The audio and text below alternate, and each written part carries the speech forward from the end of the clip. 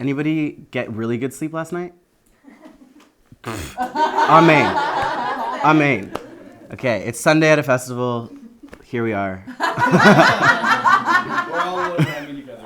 So I'm gonna chill through this, but I have a pretty potent transmission for you all, and for those who are watching as well. I'll start with a little bit about me. My name is Aliko Weste. A lot of people here call me Mountain, if you hear that. I wanted to just introduce a little bit of the work I do in the world, a little bit about who I am before getting started, so you can feel the range and the breadth of what I'm bringing to you all this morning. So a little bit about my work in the world first. I'm the founder of Our Living Design Studio, and it's a design firm, amazing team of 14 people, and we've done a lot of the websites and the work for a lot of the musicians and facilitators here. And growing right now, expanding into some really, really potent spaces to make change in corporate, more matrix life, which is really, really awesome. I also produced events for 8 years. The Northwest Permaculture Festival with Ashley Bond in 2023 that led up to this festival. I was executive producer for that as well. So I've done so many events, and so that's brought so much community together, all over Washington State mostly, and it's been phenomenal. I've taken a break. This is my first year in 8 years I haven't done a festival myself. So to work on other callings that are, the universe is asking me to be present for. Also, I do a lot of coaching, personal development coaching, especially with people's projects and business. We have to become a different version of ourselves to hold our projects and our businesses. Who are we becoming, right? To tend to what we are being asked to tend to on this planet at this time, right? I also have a podcast. I put out one season a year because I meet epic people. You were on my first season, I think, yeah. And just put out one season of amazing conversations with folks. So if you're interested in, after this talk and hearing more, you can go there. And for fun, I DJ. I'm also a photographer and a designer. A little bit about my identities. I'm first generation American. My father is Caribbean and my mother is Sephardic Ashkenazi Jew. So from Egypt and Russia, Poland. So I really bring together this huge mix of all parts of the world in my own bones. So that's also how I'm showing up here. I'm a trans man, identify as queer, identify as a space king, and a cowboy. For sure, fully. I'm also part of a lot of different communities, the Jewish community, queer communities, ecstatic dance community, and then I spend a lot of time in those places, Seattle, Portland, Bellingham, Salt Spring Island, Sebastopol. I have deep roots in all those places and developing roots in Portland, Boulder, and LA. And I'm an initiate of the Modern Mystery School as well. So yeah, that's a little bit of all the breath of life that I'm showing up to you with today. Okay, the good stuff. Returning to our houses of magic, a comprehensive historic and neurosomatic inquiry, and a cycle map for the new world. Here we are. So what is capitalism? Anybody want to anybody have some thoughts? Ownership of the means of production that turn natural resources into consumer products for the market. Amazing. Yeah, I'm gonna read this definition to you. Capitalism is an economic and social system in which the means of productions, factories, businesses, land, and resources are privately owned rather than controlled by the community or the state, right? And that's kind of the main point, but key features include private property rights, free markets, wage labor, and capital accumulation. I have a logistic thing, especially for the recording. We can't see the whole screen, and I'm wondering if you wanted to move to the left. Yeah, For the recording. totally. Your work is so beautiful. I want everyone. Can I is this better? You want the paper switch? No, this is, yeah. Don't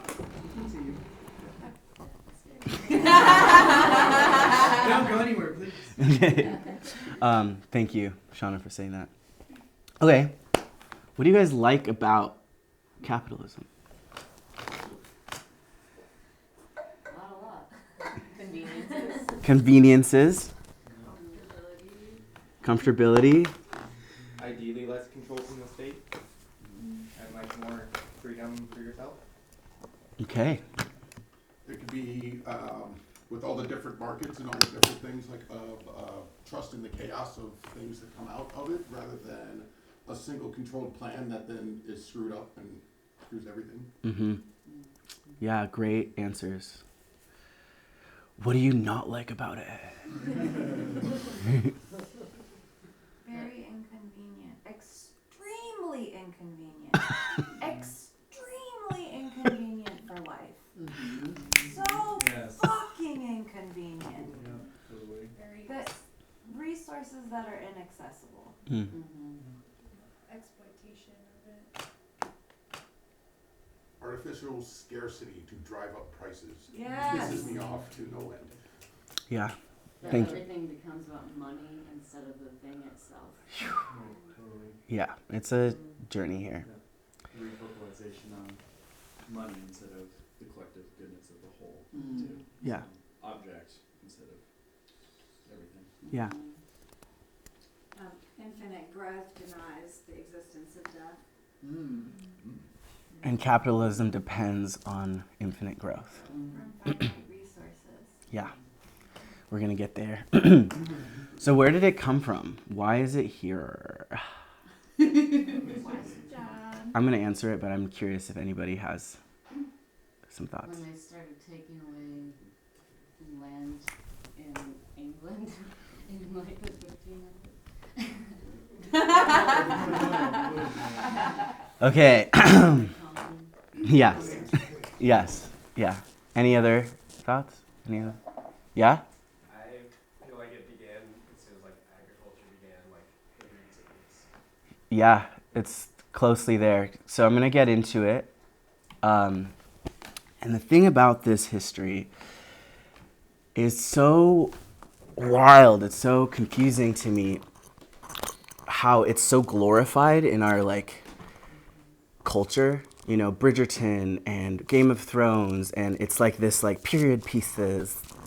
And this is the time when the severance was happening, and we have glorified the severance. Okay. So, before capitalism, you've got the Roman Empire, it's fallen. They don't know what to do with all the slaves from the Roman Empire. Something emerges, it's called feudalism, from that age. And there's a couple of different pieces here that I'll talk about. I'm going to start with the manor. So essentially, in feudalism, you have the manor. This is kind of a beautiful depiction of it. And essentially, you have people who, the lords, the landlords, the lords of the land own the manor. They work for the king. They work for the 1%, the bourgeoisie class. And there's the peasant class, and they are the laborers of the manor. And it's something. It was cool because it was also passed down from generation to generation. Like if you were a peasant, you owned your own fields that were passed down through your family, but you also had to work the lord's fields. So there was a very interesting differentiation where you could tell that your time belonged to you here, but your time didn't belong to you here, right? Okay, and so there was something called tallage. Instead of rent, tallage was paid. So it was like you had to give livestock and you had to give produce of your own to the lords. And people hated it. People would give their worst pigs. People would give their like worst rotting produce. They would take long breaks if they were working in the Lord's fields. There was, throughout this whole history, I'm going to be talking about the resistance, because we have always resisted this empire. Your ancestors, white body European folks, have always resisted this empire. And it was essentially, there's a quote.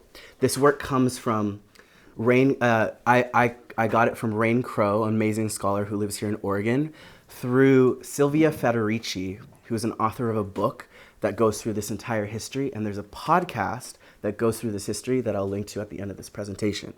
But in the podcast, they said, there's this quote that he says, it's like fitting a round pole into a square post. That is how they forced the human body into being a machine. You also see some things about gender roles here. It's different. Life wasn't about work. Work had to be done. It didn't matter by who. And then life was about other things. And so you see women and men doing the same work. You see women being able to move to the cities and become pharmacists and wear pants, and women living together became illegal at one point later on. Women becoming anything other than, some things that I'll get to became illegal later on. So that's a good point here to hold for the next chapter. And then the commons. You mentioned the commons, right? Land was held in common. So imagine just going to any forest and any lake, it's yours. And it was such a financial foundation for the people. It was where women would go and pick herbs and sell at the market, or firewood and sell at the market. It was the common land was like a financial foundation. And when that was privatized, it took away, financial freedom from the people, making them dependent and creating that class division. Okay. This quote is from The Caliban and the Witch, Silvia Federici's book, and she pulls from lots of scholarly history. We can go to the woods and take what we want, take fish from the pond and game from the forests. We'll have our will in the woods, the waters, and the meadows. Okay, here we go. Transition from feudalism to capitalism. I'll start with rent. So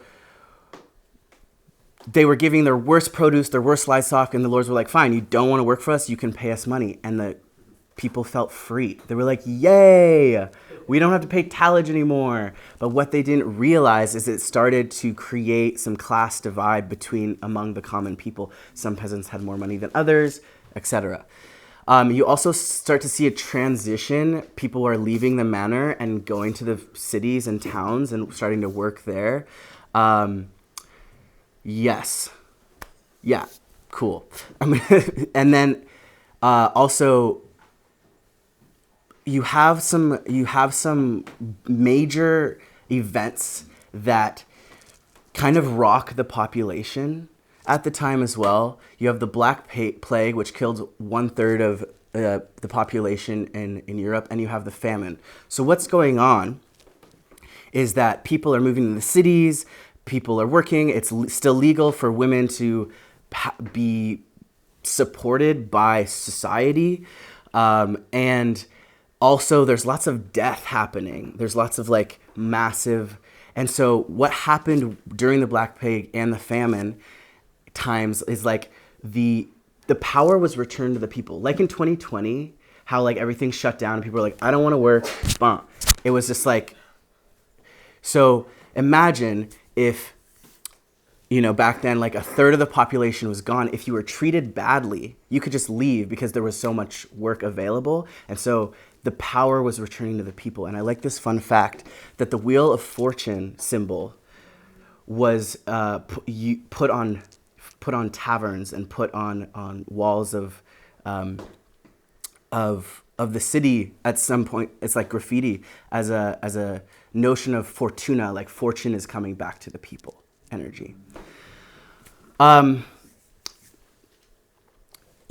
Okay, so I want to talk a little bit about the heretics. I like to say we are the heretics, we are the ones who are conscious of more than life, more than society. So some of these folks, they were very well organized in Europe. They had safe houses all over Europe. They were queer. They were poly. They denounced social hierarchy. They denounce the church and the state. They embrace living close to the earth, being in the body, and that returning to our houses of magic, like I said at the beginning, is a quote from a woman in Middle-Age Europe who said, "You will never take my house of magic from me." So this is it, the body, the pleasure temple, the temple of belonging of everything. Okay. Again, from Caliban and the Witch. This is during the plague and the famine time. Social hierarchies were turned upside down because of the leveling effect of widespread morbidity. Familiarity with death, people no longer cared to work or to abide by social and sexual regulations, but tried to have the best of times, feasting for as long as they could without thought of the future.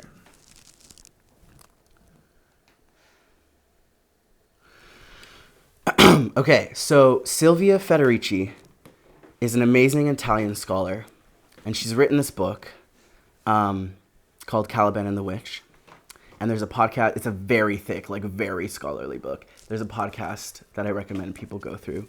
I've gone through most of the book myself, but the whole book is essentially a rhetorical literary analysis of why capitalism depends on the exploitation of women, because women produce the most valuable commodity, which is human labor, right? And so she takes a Marxist lens to her work, and Karl Marx coined this term called primitive accumulation, and it's been mostly used to talk about land expropriation or taking away land from the people, but it also can encompass these four things. What are the four things that are needed for the 1% to have control over the population? Control of women's sex in the body, the construction of differences, land expropriation, and colonization. And I will go through each one of these. Dude. Just the way, it's so refreshing when people can take, everybody looks at what's happening in the world around. It's so complex. So to be able to break it down so clearly is such a gift. It's just so helpful. Thanks. Yes. Bless. Wait till I'm just getting started. Okay, so I'll start with land expropriation. So between the 1600s and the 1900s, there was the Enclosures Acts, and you can go and research these acts, and they were just privatizing land. And I'll talk a little bit about the resistance to this privatization as well. There was a time where women couldn't go to jail, so men would get dressed up in women's clothing, and this is the first time you see hedges and fences. And so they would go dig up, they were called the diggers and the fillers, they'd go dig up the hedges and fill in the ditches because that was their fucking land, man.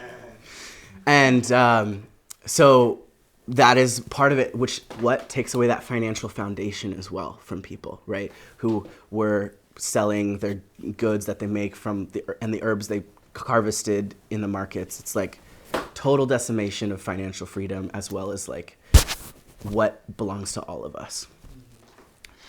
Constructions of differences. Whoa, this is a huge download. This all lives in my brain sometimes, and there's so many facts, and I'll just get through as much as I can. So I'll talk about gender first. There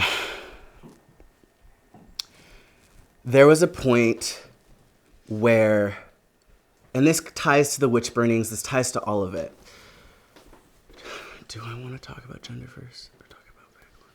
Okay. Essentially, wage labor was only at one point created for men.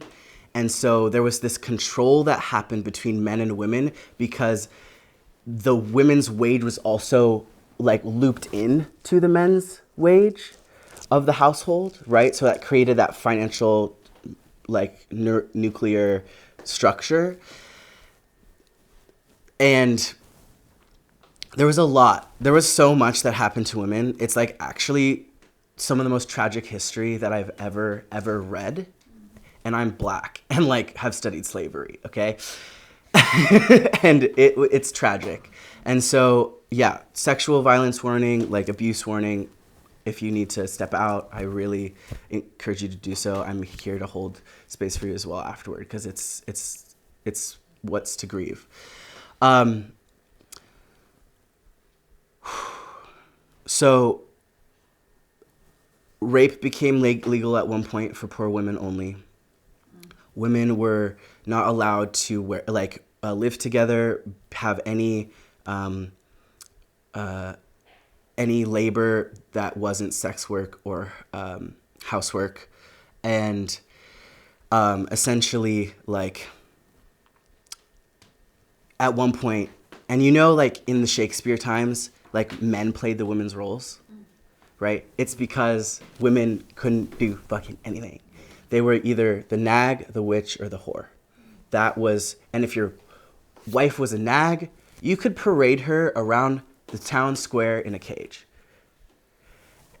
And not so fun fact, the same metal muzzle used on African slaves was first used on white women. Oh, wow. So this was a time where that division was so intense, right? And you guys know about the Stanford prison experiment? Yeah, so you give one person just a little bit more power and the rest plays out. Imagine so much more power. And the fascinating thing was that the state and the church kind of got allied with men, because people were working. This was the time when they were trying to see how much how much the body could become a machine. This is the first time you see public assistance, and also because there was famine, because there was plague, people weren't reproducing because they needed humans to work their system. And therefore, Africa, right? So they needed humans to work their system. And this is also when you see homosexuality become illegalized. Queerness was like a real thing in Middle Age Europe, for sure. And because it wasn't procreative sex, they illegalized it. There's a fact in France, I think around the 1500s, there was like 161 laws that they enacted that you could be put to death for if you didn't follow. And one of them was that if your baby wasn't baptized before, if your baby died before baptism, you could be put to death. You had to register every pregnancy. And if you didn't, like, you could be put to death. So this also comes into the vagabonds. So houseless people who didn't fit it, who didn't fit, who couldn't just be a machine. They would make examples of them. I'm so glad we don't do that now. We kind of do. They're at the side of the highway. There's an example of them. But they would be paraded around in the streets, like dragged in the streets and like put to death. And this was also, you see the medical system starting to arise at this time too. So they're stealing bodies of people, opening up them up in theaters in front of people, and like discovering about the body and looking at it like it was a machine. Because the watch was I'll get to that in the next one. The machine, the mechanical industrial revolution was like slowly starting here. And so they were looking at the body like a machine. And there's something else major that happened when Copernicus discovered and said the sun is the center. You have the split of church and science, scientific materialism. Yes. Yeah. Yes. That was the worldview that confirmed mechanism. Yeah. Yeah. Sorry, I got No, this is good. For sure. We started to Eurocentrize, like the Enlightenment, like, and I'll talk about that. That's some crazy white dude shit. No offense. It was crazy, but I'll tell you in a second. Okay, I think I got through most of this. Here's a picture from Caliban and the Witch, a prostitute being subject to torture of the Akabasade, which is some sort of mechanism. She will be submerged in the river several times and then imprisoned for life. She's obsessed with cruelty. Dude, I don't know, man. It's crazy shit. It's crazy. Yeah, let's take a breath.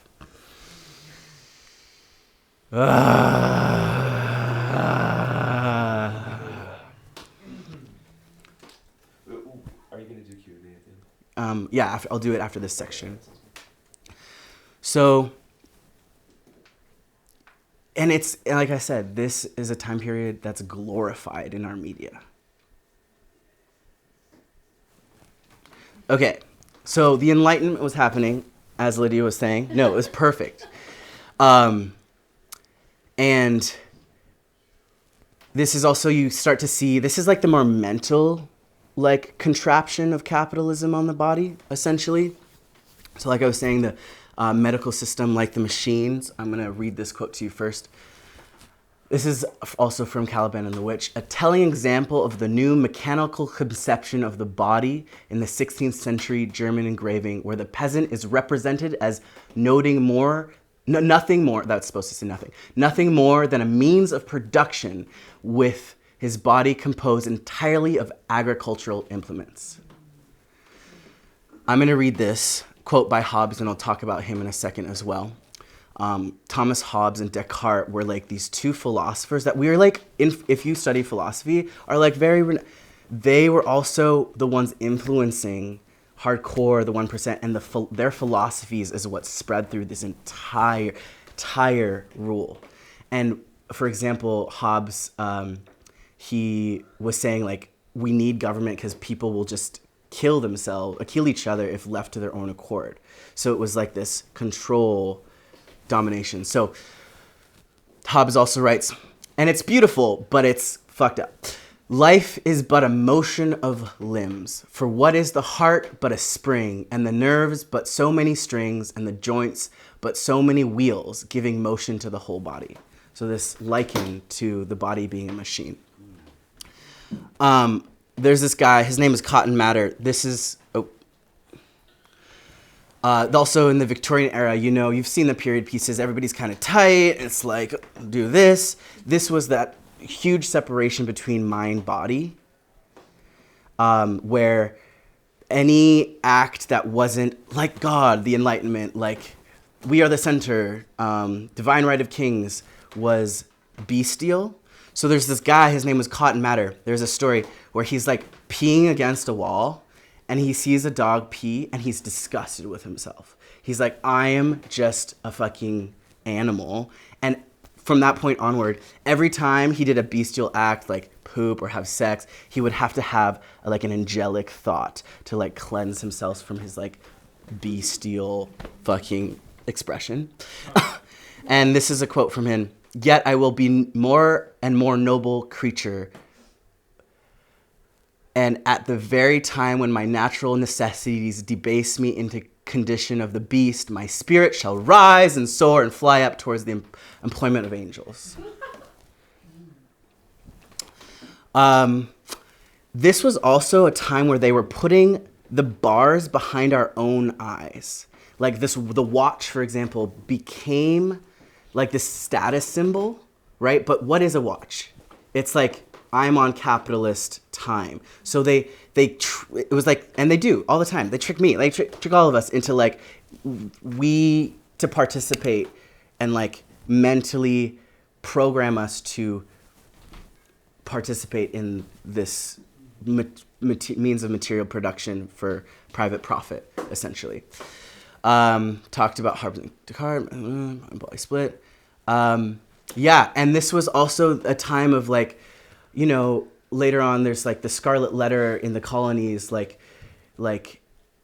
the nature became just a means of resource, and instead of the common land, right? They were privatizing land, using it to build the cities, and it was now just for resource and not a center of magic. It became illegal for people to gather.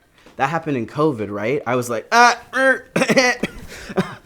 like, it became illegal for people to gather. They would have feasts, they would have festivals, like May Day, like all of the solstice gatherings. It's like the land held the people. And when you take away land from people, you take away people from people, right? So that's what really was happening in this time. And again, super, super, super glorified in our media. I went through that. All right, let's take another breath.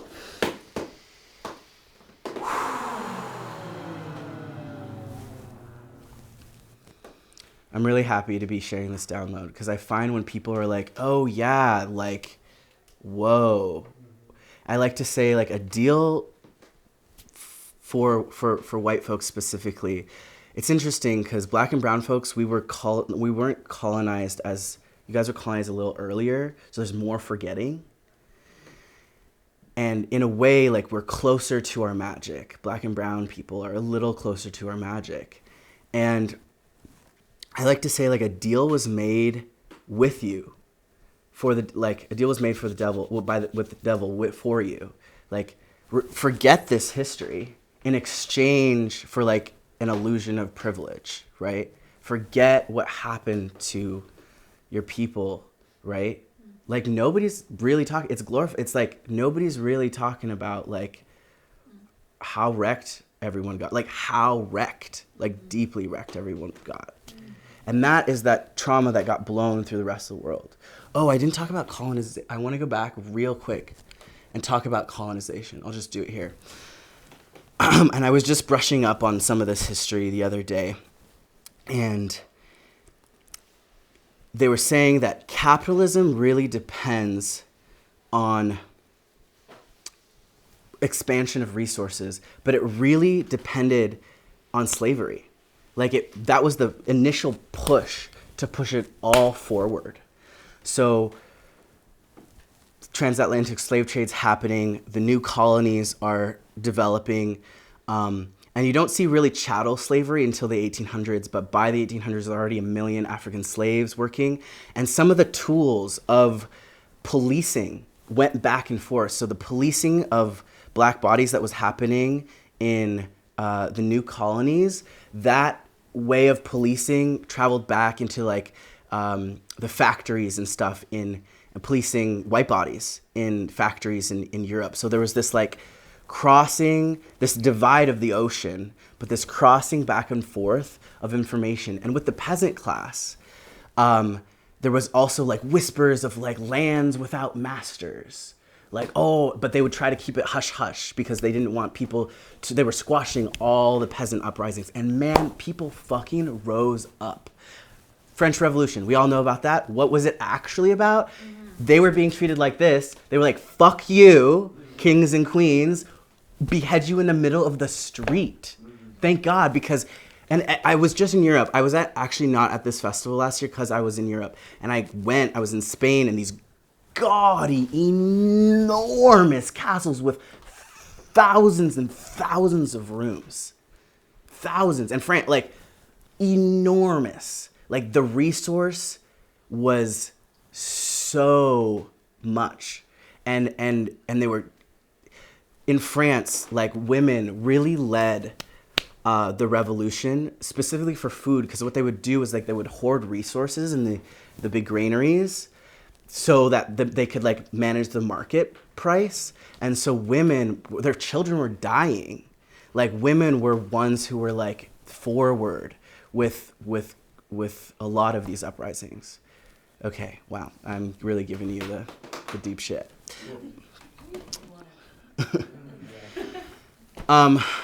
This is a quote from an essay I read in the last couple years. Our true selves are buried under not only the unconscious pain of unprocessed childhood trauma, but also the colonial inheritance of traumatized and tragically mistaken assumptions about what it is to be human. Yes. Whenever you hear the refrain, there is no other alternative to capitalism, right? You are hearing the desperate cry of those who know that if they admit that there is and always has been a different way, an alternative of real relationship, then they will have to feel the depth of pain they have had to inflicted on them.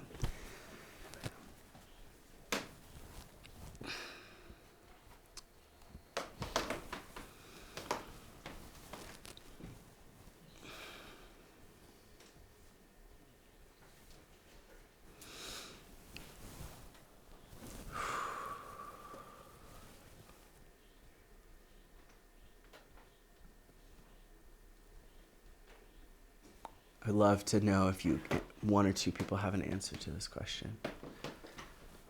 I know, it's a lot. It's a lot. The wound tells you the medicine. So it's good to know the wound. Yeah. Can you repeat that? I didn't hear. The wound knows the medicine, so it's good to know the wound The wound tells you the tells you the medicine. medicine, so it's good to know the wound. It can be hard to be with, but if you can sit with it without turning away, which is what Joanna Macy taught, it will reveal to you the healing intelligence that wants to organize around it to heal. Which is, part of it's on the board that's been next to your presentation. Totally. Which is from my ex's workshop yesterday.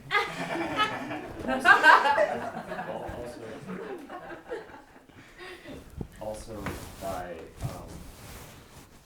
understanding the history of capitalism, we can better understand how we got trapped in this rat race and maize with no cheese at the end of the wheel, because just perpetuating it by like active participation without an effort of liberation from it, like we know that we are just continuing the same patterns of creating and endorsing, soft endorsing at least, like these like inhumane practices today too.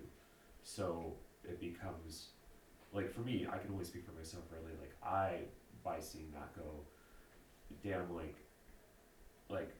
there's gotta be a better way, and it's good to look, I need to look more into those like ideas, Marx and others, you know, to try to help not only myself but others as well, like you know, bring the people back to the people. Yeah, I've got some. Bring the land back to the people. We're here. I'm gonna go way back up here. Okay. Okay, so how do we heal? I had really a lot of fun with the AI imagery through AI art throughout this entire presentation. Yeah, I'll take that in for a second. It's quite cool. Okay, so from here, I've done this talk several times and I take it different places. But today, we're going to be alleviated and talk about healing self, healing through our businesses and our work in the world, and healing through our culture. What's possible. How much time do I have left? We got 40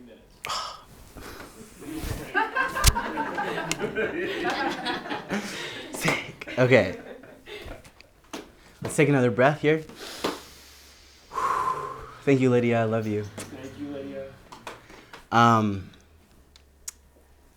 So there's some new science coming out of Canada, the University of Manitoba, and yeah, the University of Manitoba by a indigenous professor. His name is Dr. Michael Yellowbird, and his new science and new research is on neurodecolonization. I'm going to share with you a little bit about his work. So he's essentially saying that colonization has happened, right?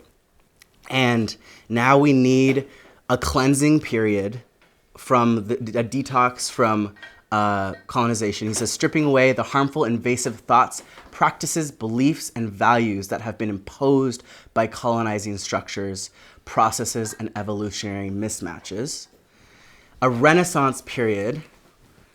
Oh, Ariel, you got here just in time for the ascent. We went down. Yeah. That's my ex-wife from a past life.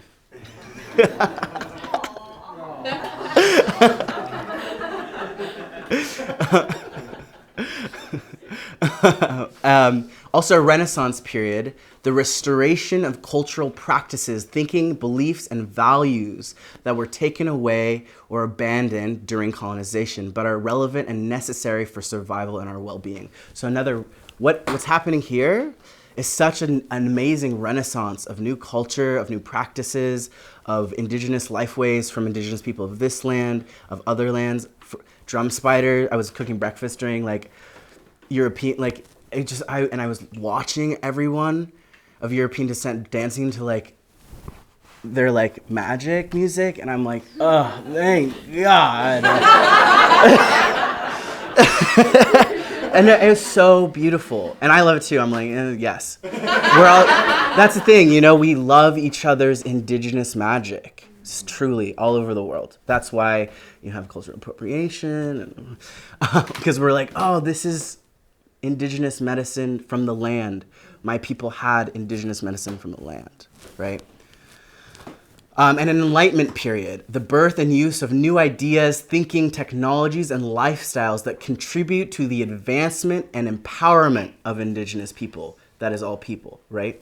So this is like, we had the enlightenment that brought us down. We had the Renaissance period that kind of also was during that. There's another one. There's another one happening. Okay. Telomeres. What are telomeres? So a telomere is a region. Okay, so our brain has chromosomes, X and Y, and at the end of those chromosomes, there are something called telomeres, and they get shorter. They get shorter because they're passed down through DNA, and they get eroded with hate crimes, feeling unsafe, always being discriminated against, having to watch your back, microaggressions. It produces a certain hormone that floods the brain, creating loss of memory, loss of learning, and so on. Trauma, right? And it's parts of our brain. And so you look at the shortest life expectancy of people here, like Black and brown communities have a lot of health issues because of genocide and exploitation and colonization. And all of us too, right? Like I see a lot in white-bodied families, like alcoholic abuse and all of that. It's like eroding parts of our brain. Telomeres protect us, our genetic data. They protect our genetic data and make it possible for cells to divide and hold some secrets to how we age and get it. And it also holds secrets of how we age and get cancer. So over here, he's like, oh, like super amazing telomere, and that one's like old age. And we'll just take a look at it again through this AI art that I made. I made it.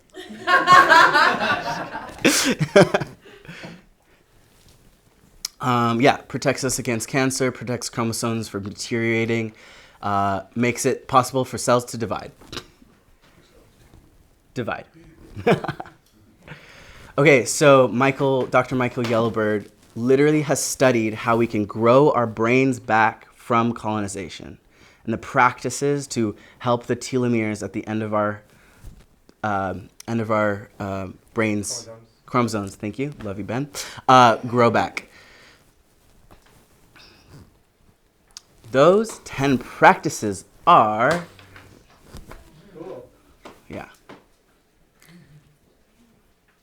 singing, dancing, fasting, micro stresses on the body like cold plunging or sauna or sweat lodge, running if your people were hunter-gatherers, communalism, being in nature, meditation, good sleep, humor and laughter, and eating together.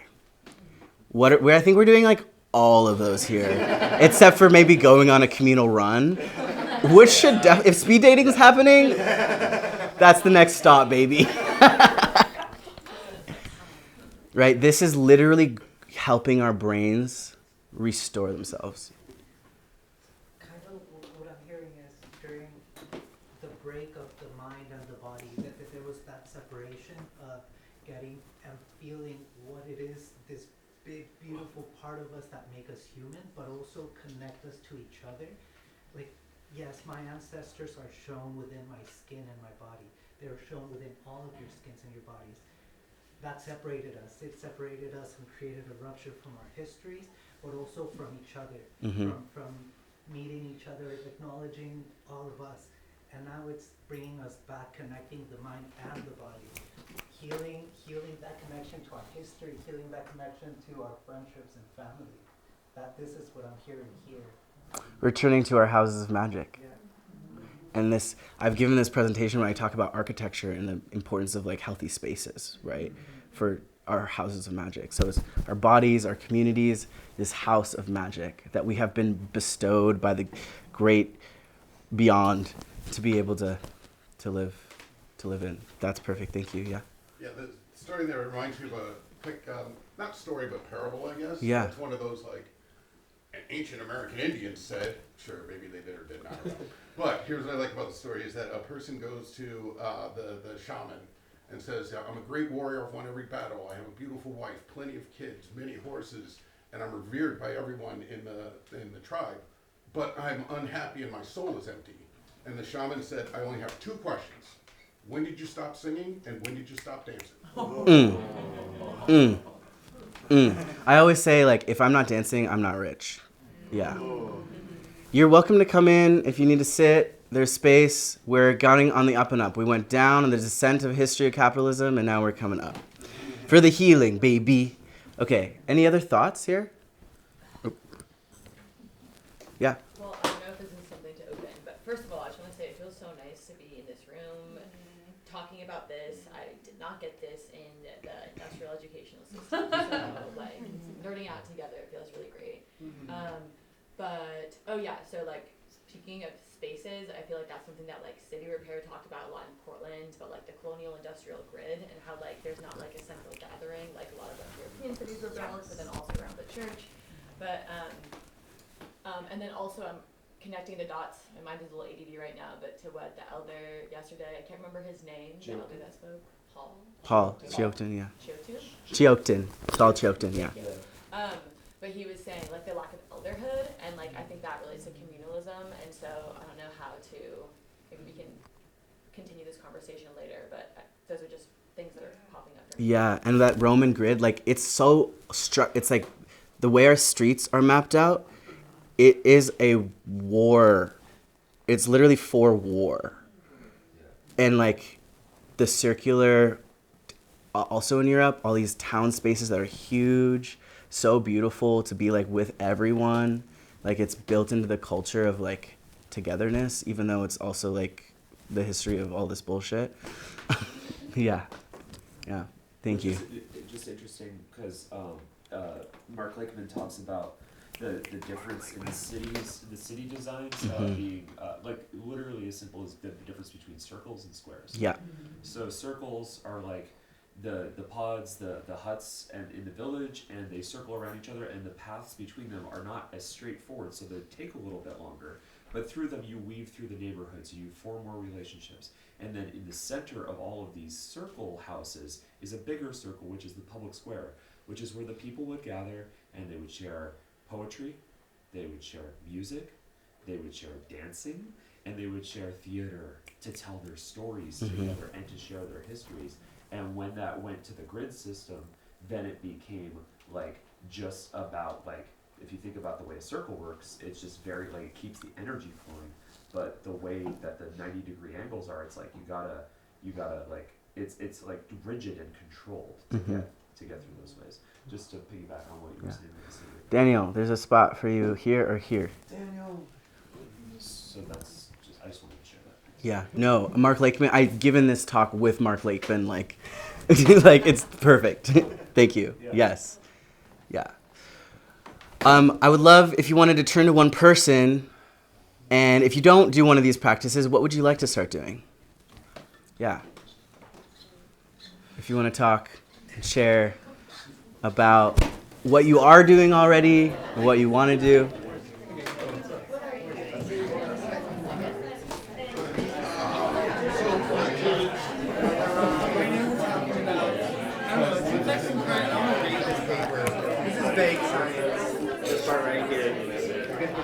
Does it rebuild the telomeres, supposedly? Yeah. How does he get control groups of non-singers and singers? I'll show you the. Yeah, I don't have the like. I should put the science in here, shouldn't I? I should actually get the report and like put it in here. That's a good call. Yeah, basically, we'll skip the telomeres. Really, just these things are good for you. Stress to your body, so you can put it in like a living shell. I don't wish to. And the question was, like, if there's one of these things that you go for,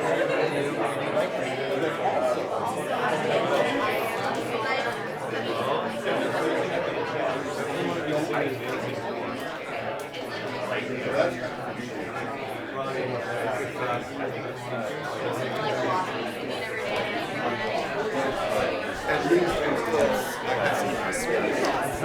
Babe, wait, you should stay for just like the I'm next going 10, to, I am 10 going minutes. to stay for the next 10 minutes. Because it's about the feminine economy and you're the... Yeah, I'm coming. Okay, I'll for sit. like 10 minutes. Okay. Hey.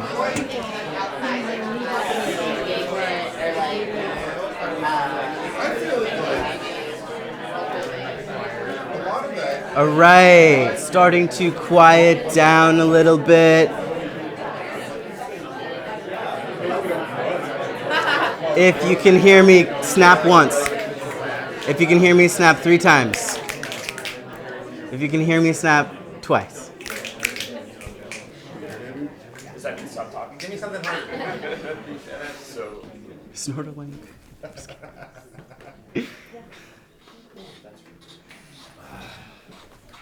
Okay. So we just talked about the self, how we can heal the impacts of colonization on the brain through these 10 practices of singing, dancing, eating together, laughter, communalism, growing our brains back for the impacts of what we just learned, the history of capitalism. We can also do it on our work in the world, in our businesses. Your art is so rad. Yeah, I know. These prompts that I inputted into... So you press enter? Yeah. I'm also a businessman. I think trade and commerce has always been a part of our work in the world. I have owned several businesses, and one is doing really well, and that's the one I'm like super focused on. I have an amazing half my team is here, which is amazing also. And we're getting into some spaces where we can share this information and play in different parts of the world that maybe wouldn't come to this, something like this, right? And so if trade and commerce, if I had to wrestle with myself, if we're gonna do, if I'm here and if I'm gonna do this, like, let me just do it all the way so that I can, and I'm tracking the part of me, especially as a Black man, that is peace. So much. Yeah. Awesome. I'm in university right now, so this is like such a refreshing classroom environment. Thanks. I literally wanted to be a college professor in high school, so this is like filling like a deep well in my soul also. Blessings. Cheers. You probably actually will be a college professor very soon. But essentially, I'm noticing the parts of myself, especially as a Black man, of like how I'm grabbing the empire for love and connection and like to feel belonging, right, with the world. And so that's an interesting thing that I'm working with at the moment, and have like really amazing accountability in my life to like make sure I don't like go off the deep end with the empire, right? But if we're gonna live in it, let's talk about it. So this comes from, I read this book like 5 years ago, Jennifer Amber's Proposal for the Feminine Economy. She's an amazing business owner, has impacted a lot of women, helps a lot of women start businesses. She says, I'm proposing business as a site to embody our values, create new economies, and experiment with new distribution of power and resources. Okay, so we all know the old world, blah, blah, blah, blah, blah, blah, blah, blah, blah, blah, blah. And this is where she invites us to implement a different economy. Ease, intimacy, sustainability, care, empathy, honesty, integrity, growth, mindfulness, resourcefulness, abundance, consciousness. A business can be a prototype of the world we want to live in. How do we do business like nature? That is my whole ethos with my work in the world and my business. And I want to just share a little of the things that I've found that have really worked. Who here has a project they want to start or like has their own business right now? Yay! This is awesome. I really think this is like an avenue to our sovereignty within the empire as well. And so a lot of my work in the world is supporting people stepping into stepping into their projects, the gifts that we are being asked to bring. Right now, like, we are all being asked to be someone here on this planet at this time, right now. So who is that person, and how do our projects and our businesses, like, invite us into that sovereign foundation? And our God's work. I'll just put it straight up. And I'm finding right now, like, a lot of us who have God's work to do, like, aren't really in relationships, or, like, you know, it's like that has got to come first on the planet kind of energy. That's what I'm just tracking. I'm like, okay. Our God is good. Our God. Amen.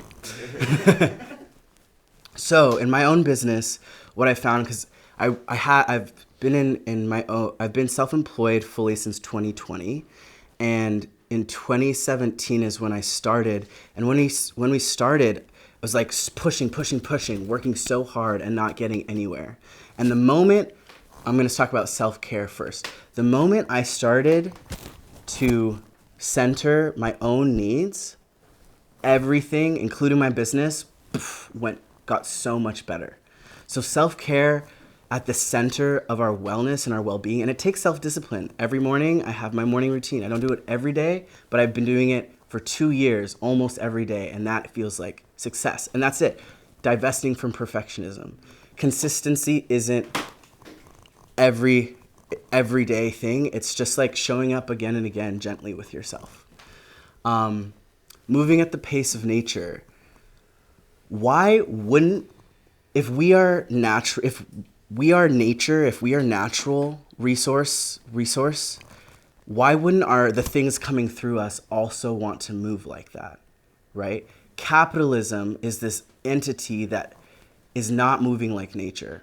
I find that so many people, including myself, have success when they just let themselves, instead of, oh, I need to get this done in 1 month, give yourself 3. Like, let life breathe into your work. Let life breathe into your projects, because 1 year, you know, is not that long. If you set up a foundation, if you're going to be in business, if you're going to have your project for 15 years, taking 1 year to set up the foundation, drop in the bucket. But we think, oh my God, it's like, so just move like nature. Let yourself be in your cycle.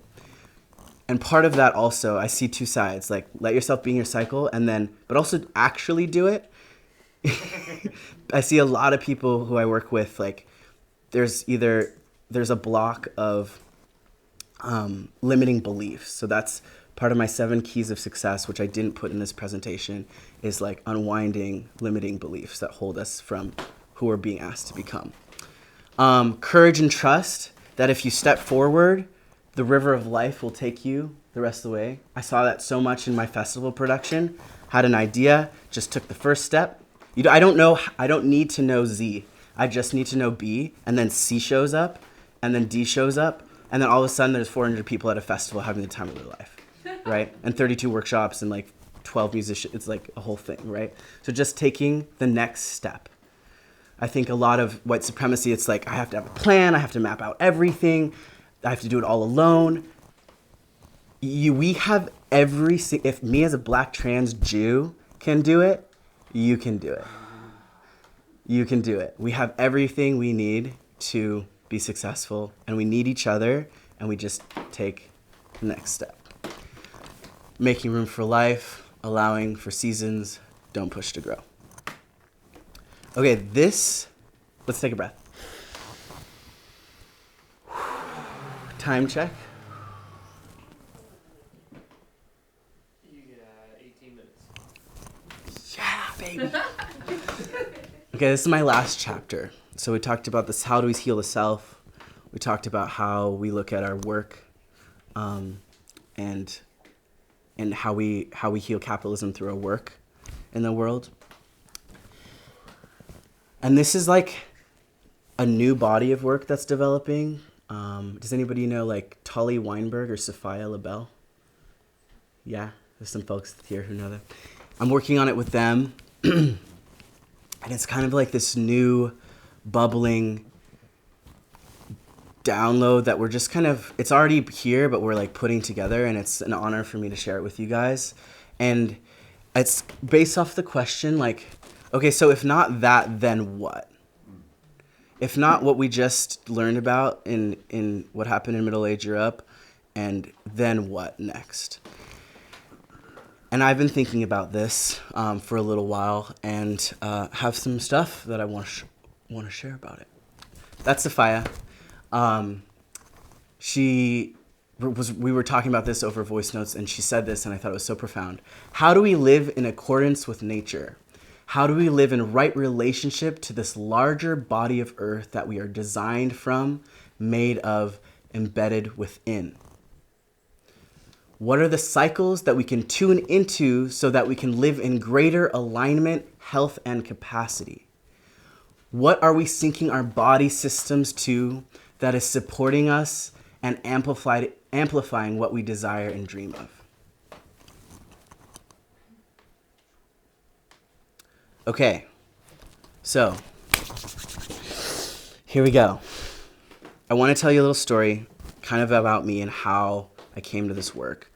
So I'm a trans man. That means I was born female. So I hold two sides. Even if you can only see one, I hold two sides. And I'm not going to tell you my whole coming out story, blah, blah, blah, but I will tell you that I've been on testosterone for almost 10 years. And 1 year ago this month, on Halloween night, I ate a little bit of a gummy, and I went on a run. And something happened where I was starting to run backwards, and there was something on the other side, and I was like, what's going on? And I got a clear download that I need to get off of testosterone and bleed again. And go back to the mother and learn her mad fucking mystery and her magic and her might. And I did, you guys, and it was fucking wildin'. It was crazy sauce. About 6 weeks off of testosterone, I started to get some heat flashes, and all of a sudden, I could feel everything. I could feel absolutely everything. Right now on testosterone, it's me and the world. I'm back on it. Because she had me stop. When you bleed, you can't do anything. You gotta be there with yourself and your body, and she's speaking to you, literally words, And I was like, whoa, you had to stop. And grabbing the empire for connection and safety. I can't afford to stop right now. Crazy. So, but I'm tracking myself, right? So I could feel everything. And right now, I'm on testosterone. It's me and the world, and it's me and the world, and I'm putting energy into the world, but it's me and the world. Off of testosterone, I literally am the world. And so I'm going to say this, you take it as you will, but my biggest takeaway was that men or male bodies, testosterone-inducing bodies, are in the world. And female bodies and bleeding bodies are of the world. Right? And so this led me into this investigation of hormones and what they actually are. And essentially what I got, I'll summarize it, it's hormones are keys. And I like to think from the divine, from God, from source. Hormones are keys that travel through our bodies in water, that unlock doors in our cells to share information. Different codes, right? There's codes for male bodies. I'm going to use the binary. There's everything in between. Just me, I'm aware. Okay, please. But I'm going to use a little binary because it's helpful, and we have that in our language, and our language is limited. Thank you, colonization. And so essentially the female, and what I'm seeing on the planet at the moment is, and especially in these communities, is the women they're intrinsic with the codes. They cannot, their natural codes, which I'll talk about the menstrual cycle in a moment, their codes are in their bodies. Men, we're struggling a little bit. There's no guidebook of how to use our codes these codes and open up the right doorways, right? So my whole exploration, and dissertation, which I won't get into, and the men's work that I do is around how do we go from being men of dominance to men of presence? What is our power in presence? I'll say one thing for the men in this room. One of the things I've really discovered in my own journey, and this is also from some other body of work from an amazing Australian man. Our work, there's been so much extraction from the feminine, therefore the earth, right? We're taking. We feel we're empty, there's something we're wanting. It's a connection to our own feminine, and it's connection to the divine source. How do we stand in our A-frame? How do we stand in our A-frame as men, not needing validation or connection to feel powerful, right? So that's a whole chapter I won't get into. But these hormones has taken me into a cycle, like a potential map for the world to come. So for those that don't know about the female hormonal cycle, from days 1 through 5, this is happening. So I'm not going to go super deep into it. Go for it. Okay. So we're starting at the bleed. Yeah, anyone else want to? No, we're starting at the bleed. You're bleeding from 1 to 5 days, right? So then there's the follicular phase, which stimulates the egg follicular growth. So a new egg is growing back. Estrogen is rising and rebuilding the uterine lining. So it's like down, up, and then ovulation, day 14, it's going to start to drop. Luteal phase produces progesterone and estrogen. If no fertilization, right, hormones drop and menstruation starts. So it's like this like wave. It's like down, up, and a slow down, right? Thanks for the emojis. It helped a lot. It maps almost perfectly onto the moon phase.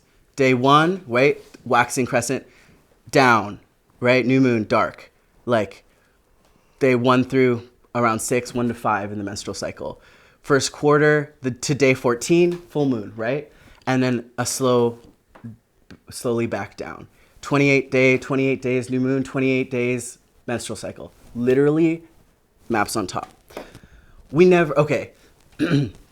So all of the cultures that have been moon-based on our planet, so many people follow the moon. We are not following the moon, another technology of colonization, taking us away from our natural cycles and rhythms in our body, and that women, you naturally have the foundation of, and that you remember. And what I'm seeing now is like the gathering of women that you're sweating, you're remembering and being with your technology. And men were like, men's groups, let's slaughter a lamb. Like, I'm sorry, I just called out some people. I really did. I'm so sorry. No, or just like, what I really think we need to be talking about in men's spaces, which we're not talking about, is like this extraction from the feminine, like this extraction from the earth. Like, what is our responsibility as men to stand in our A-frame and be presence and not dominance? And that's not, I see that being talked about a little bit. This one guy in Australia who's a huge platform, he's really talking about it. Yeah. Ryan Moresby White. Yeah. He's fucking doing it. But I'm like, where's the richness of our presence work? Okay. We don't really know about this. Nobody's really talking about this. So the male hormonal cycle is, in the morning, it's the highest. Yeah, okay, breath.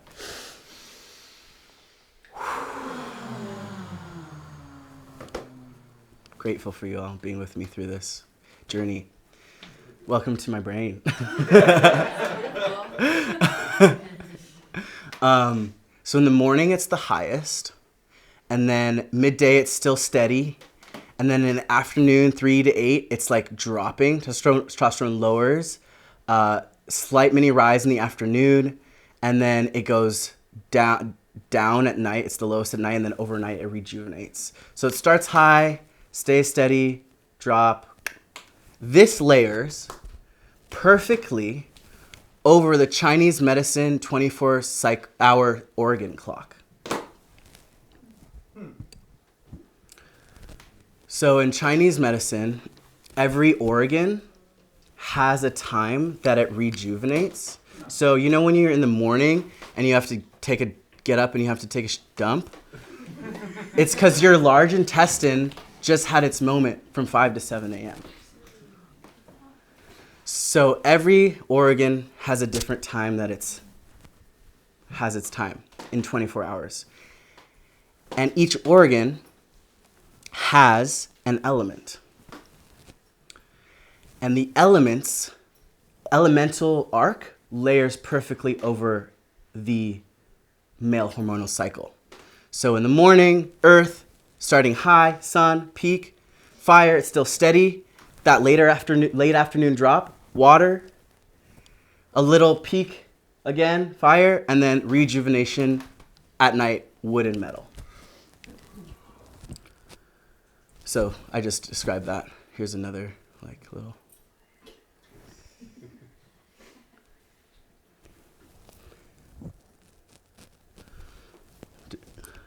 So a small new body of work that I'm working on with some folks, which I also, 5 minutes, I'm done, bro. This is perfect. The new body of work that I'm wanting to I'm working on with some folks is a cyclical map of this new world, like what's possible. And I've got my iPad. I would love if you wanted to write down your emails, anything that I share. If you want to get on my email list, I don't send much, but I do send some stuff. But really specifically, this is not it, by the way, because what is that? But essentially, we've got the male, this male hormonal cycle, the female hormonal cycle, the maps perfectly onto the Chinese medicine clock, maps perfectly onto the moon phase. There's all these other cycles as well that are in nature already. And how beautiful would it be to just see them mapped onto each other? Could this be a roadmap from what we came from to where we're going, essentially? The cycles that are already present, the new world that's already present. I'm working with a small group of women right now, and I'm inviting your thoughts, ideas, presence to this project. We're calling it W Core or We Core. We've got our first meeting next week, but essentially being able to certify, like B Corp, but certify businesses that are taking an oath to work on these in cyclical natures and to put the feminine, people of color first. Could we have a certification that essentially supports the world we're growing into through business? Because if this reign of capitalism it's kind of falling, but we thought it was gonna fall so 30 years ago, it's still chugging some sort of engine that's coming from who knows where, right? Or we just learned where it does come from. But if we're gonna live within it, how can we change these structures to support the world we're wanting to grow into? So if you have any thoughts or ideas or want to stay in touch, I'm going to pass around this gear, and you can put your email here. 1 second.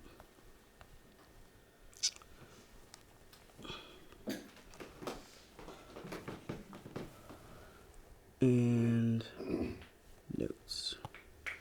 And what email list is this for? This is for mine. This is for mine. If you want to stay in touch with my work, my podcast, events, production in Washington, all kinds of stuff. And I'll end with this Gabor Mate quote. We may not be responsible for the world that created our minds, but we can take responsibility for the mind with which we create our world. We're watching Tank Girl tomorrow,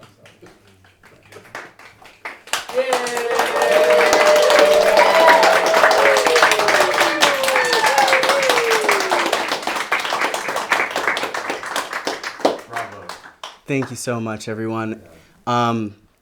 This probably won't work because we don't have service, but if you want to know more, if you want to go deeper into the history of capitalism that I shared at the beginning, very rich history, I really recommend this podcast. This is how to find it. Spotify, the Book on Fire podcast, find Caliban and the Witch, start at chapter 1. You can also find that, if you forget, everything is also on my website under speaking. That's my Instagram handle. You can follow my work and stay in touch, and I'll be around. Thank you all so much. Take it back, Space King!